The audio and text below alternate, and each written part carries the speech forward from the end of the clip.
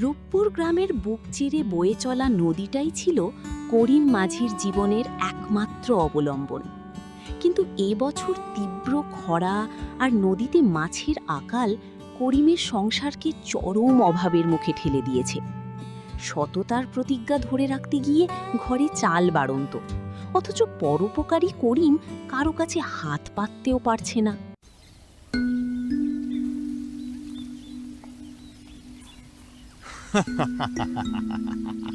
কিরে করিম, তোর নৌকার হাল তো দেখি এখন ভাঙা।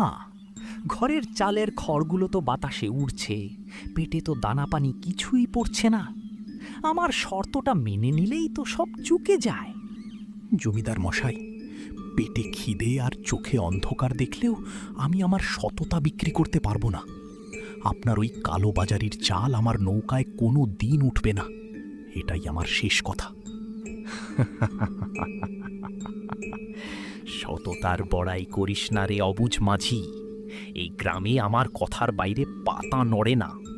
আজ রাতের মধ্যে যদি আমার পাওনা টাকা শোধ না করিস, তবে তোর একমাত্র সম্বল ওই নৌকাটা আমি বাজেয়াপ্ত করব। আল্লাহ মালিক, যে নদী আমাকে আজীবন রুজি দিয়েছে সেই নদীর বুকেই আমি মরব, তবু আপনার দেওয়া অন্যায়ের টাকা দিয়ে আমি আমার পরিবারের মুখে অন্ন তুলে দেব না। নৌকা নিলে নিন, আল্লাহ ভরসা। এত অহংকার ভালো নয় করিম মাঝি। কাল সকালে যখন দেখবি তোর ছেলে মেয়েগুলো না খেয়ে ছটপট করছে, তখন এই জমিদার বাবুর পায়ে এসেই তোকে আছাড় খেয়ে পড়তে হবে, মনে রাখিস।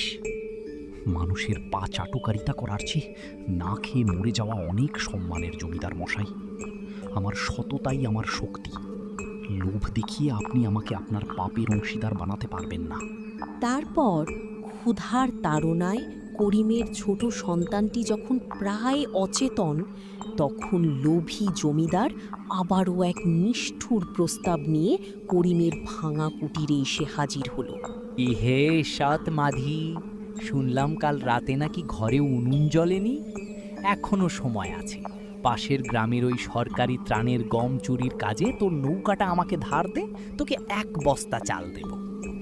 জমিদার মশাই, আপনি তো মানুষ নন, পিশাচ। আমার সন্তান না খেয়ে মরতে বসলেও আমি দেশের গরিব মানুষের হকের গম চুরি করার মতো মহাপাপের কাজে আমার নৌকা এবং নিজেকে কখনোই জড়াতে পারবো না। এত বড় সাহস তোর! আমার মুখের ওপর তুই আমাকে পিশাচ বলিস? এই মুহূর্তে যদি রাজি না হোস, তবে তোরই কুঁড়ে ঘরে আমি আগুন লাগিয়ে দেব।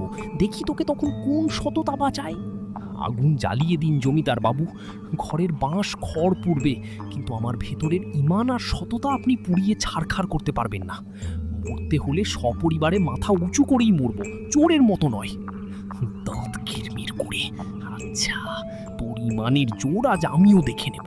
এই গ্রামে তোকে কেউ 1 ছটাক চালও ধার দেবে না, আমার কড়া নির্দেশ আছে। দেখি তুই কিভাবে তোর সন্তানদের বাঁচিয়ে রাখিস। চিক দেওয়ার মালিক আপনি নন, উপরওয়ালা। মানুষের দয়া আমার লাগবে না। আপনি যতবার আমাকে ভাঙতে চাইবেন, ততবার আমার সততার শক্তি আমাকে নতুন করে লড়তে শেখাবে। আমি আপনার কাছে মাথা নত করব না। জমিদারের হুমকি আর চরম খাদ্যকষ্টের মাঝেও করিম তার নৈতিকতায় অবিচল রইল এবং অলৌকিক কোনো সাহায্যের আশায় নদীর পানে চেয়ে রইল। তারপর করিমের সততার চূড়ান্ত পরীক্ষা নিতেই যেন মাঝ নদীতে এক চরের সন্ধান মিলল, যেখানে লুকিয়েছিল জমিদারের এক গোপন ও অবৈধ সম্পদের ভাণ্ডার।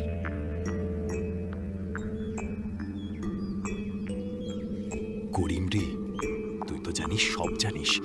ওই চরের গুপ্তধনের কথা পুলিশকে বলিস না ভাই। তোকে আমি এই রূপপুর গ্রামের অর্ধেক জমি লিখে দেব, তুই রাতারাতি বড়লোক হয়ে যাবি। এতক্ষণে লাইনে এসেছেন জমিদার মশাই। এত লোভ দেখিয়েও যাকে কিনতে পারলেন না, তাকে এখন অর্ধেক রাজত্ব দিচ্ছেন। আপনার ওই পাপের ধনের লোভ আমাকে একটুও স্পর্শ করতে পারবে না। আমার এত বছরের মান সম্মান জমিদারি সব এক নিমেষে শেষ হয়ে যাবে রে। দয়া কর করিম, তুই যা চাবি আমি তোকে তাই দেব। অন্যায় করে অর্জিত সম্মান কোনো সম্মান নয় জমিদার বাবু। আপনি এতদিন গ্রামের গরিব মানুষদের ঠকিয়েছেন, তাদের রক্ত চুষে খেয়েছেন। আজ আপনার পাপের খরা পূর্ণ হয়েছে। আইন তার নিজের গতিতেই চলবে। আর মৃত্যুর আগেই পুলিশ বাহিনী আপনার এই চরের চারপাশ ঘিরে ফেলেছে। আমার সততার জয় আজ নিশ্চিত, আর আপনার পতন দেখার জন্যই আমি এখনো বেঁচে আছি। করিমের অসীম সাহসিকতা আর সততার কারণে লোভী জমিদার পুলিশের হাতে গ্রেপ্তার হল এবং রূপপুর গ্রামের মানুষ করিমের সততার জয়গান গাইতে লাগল।